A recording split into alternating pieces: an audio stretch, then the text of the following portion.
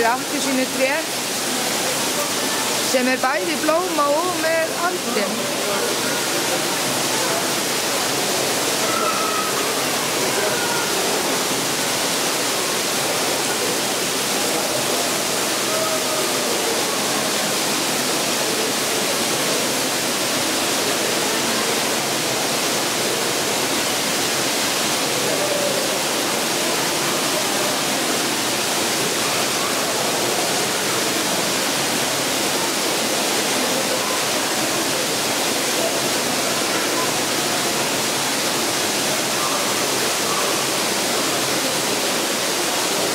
Það er alveg heilmikið af blómum hérna, en svo er þarna agnar smá